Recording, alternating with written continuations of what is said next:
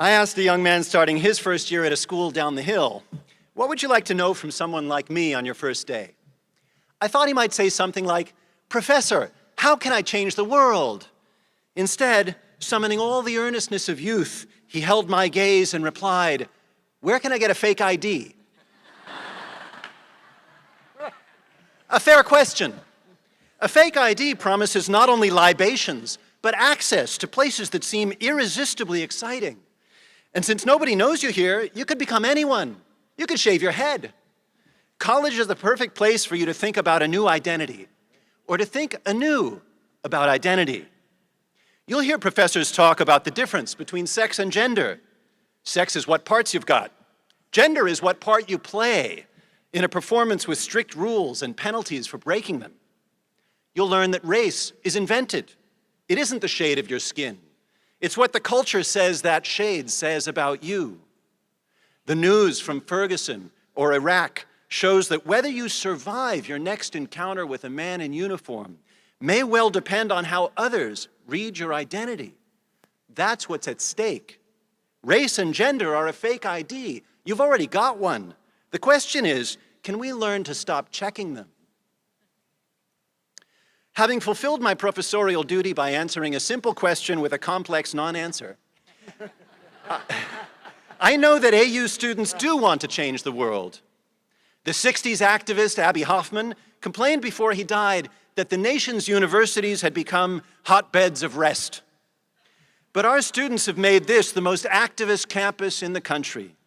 They've worked with youth groups in DC and Nairobi, helped farm workers and adjuncts organize for better pay, got the sweatshops out of their sweats, and made the campus green. What could a historian tell people like that? Well, one thing we study is how change happens. Children learn that Lincoln freed the slaves, but the small print of the Emancipation Proclamation says it applies only in the Confederacy. It exempts the border states and the parts of the South that had come under Union control. It orders the end of slavery where Lincoln couldn't end it, and didn't end it where he could. He wanted stability and a labor force. Instead, the enslaved freed themselves by marching by the hundreds of thousands toward Union lines to volunteer, creating a new reality Lincoln had to accept. Change doesn't happen because great men do great things. It happens when ordinary people do extraordinary things. What historians do is to ask questions of the dead, because the dead know things we don't know. They know things about you that you haven't found out yet. So I asked George Fullerton Evans, who wrote the College Freshman's Don't book in 1894, what to tell you today. He offered these words: "Don't pawn your watch during your first year.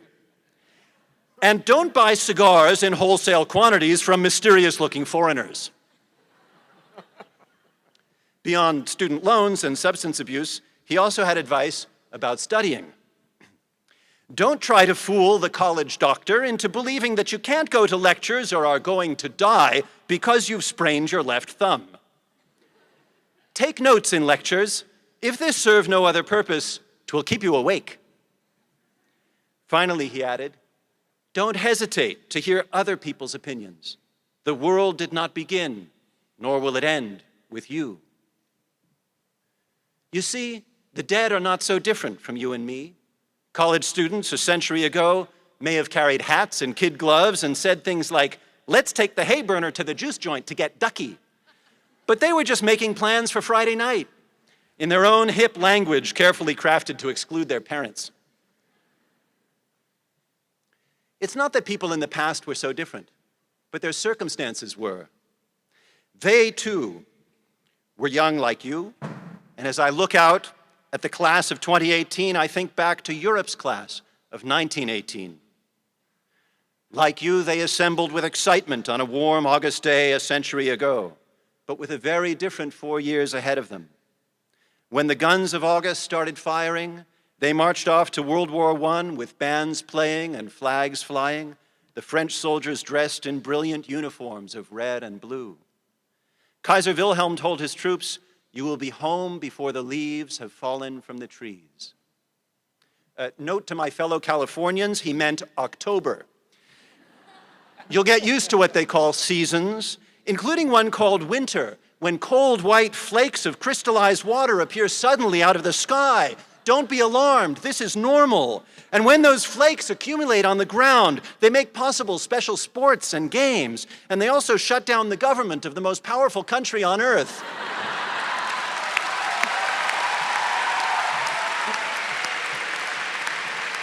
And your university. Welcome to Washington. There would be no homecoming for 10 million young people.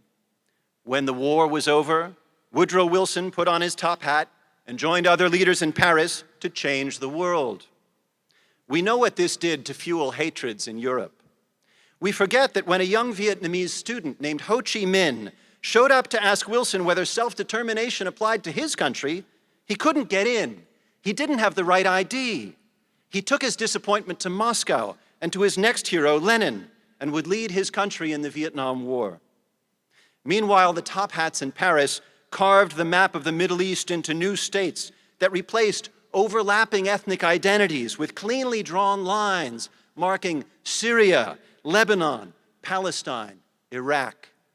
Mission accomplished. This isn't an indictment of idealism. We need idealists. The problem was the notion that we alone know how to change the world, and we don't have to listen to the people who live in the part we're changing, whether it's a faraway jungle, a desert, or downtown. We need world changers. But before setting out to change the world, try letting the world change you. AU students are well placed to do this. You'll learn in your classes, which are engaged with the burning issues and questions of our time. Maybe you'll study abroad, where you'll discover that they have their own answers and they want to know yours. Maybe you'll escape the American disease of monolingualism and learn to speak another language. We'll also ask you to read a lot, but not because reading is good for you, like fiber. We ask because printed words are a distillation of all the wisdom of all the people who have come before. And they were young once, and now they're gone. And they want to tell you what happened in between. The annihilation of distance through social media means you can keep up with people you already know. Some of you are doing it right now. But try putting down your phone and look around. Some of your lifelong friends are sitting in this very hall, and you haven't even met them yet. Maybe you'll meet someone from DC who can explain to you that taxation without representation isn't over. Or someone from Colorado, and you can explain to them that you're from a state where a plant is still illegal. Most importantly,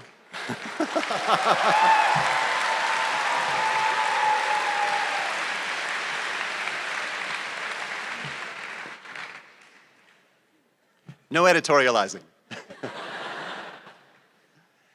Most importantly, you'll meet people who grew up differently, with different ideas. That's good. Listen, argue. You're going to learn as much from one another as you ever will from us. So let the world change you, but then please do change the world. We need your help. We need you to build an economy that values work as much as capital. We need you to fix Congress and get more women into it, which may be the same thing.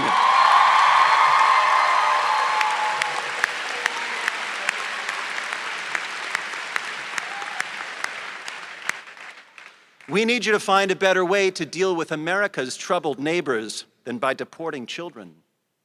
We need you to learn to produce things and move them around without using the same old industrial revolution era fuels that are destroying the only planet we've got.